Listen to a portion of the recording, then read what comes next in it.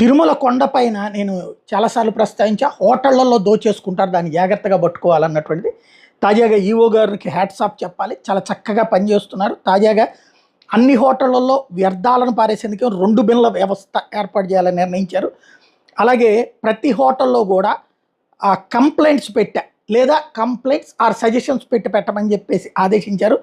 తిరుమలకు వచ్చే భక్తులకు పరిశుభ్రమైన వాతావరణం, నాణ్యమైన ఆహారం అందించాలనే ఉద్దేశంతో పెద్ద చిన్న హోటళ్లతో సహా అన్ని తినుబండారాల విక్రయ ప్రాంతాల్లో వ్యర్థాలను తొలగించే 2 చెత్త బిన్ల వ్యవస్థ నిర్వహించాలని చెప్పి ఆయన ఆదేశించారు ఈవో శ్యామలరావు గారు. అట్లాగే తిరుపతి శ్రీ పద్మావతి విశ్రాంతి భవన్లోని సమావేశ మందులో పెద్ద జనతా క్యాంటీన్లు ఏపీటీడీసీ హోటళ్ల మీద సమీక్ష నిర్వహించారు. ఇందులో ఈవోతో పాటుగా జేఈఓ వెంకయ్య చౌదరి, గౌతమి, వీరబ్రహ్మం తదితరులు కూడా పాల్గొన్నారు.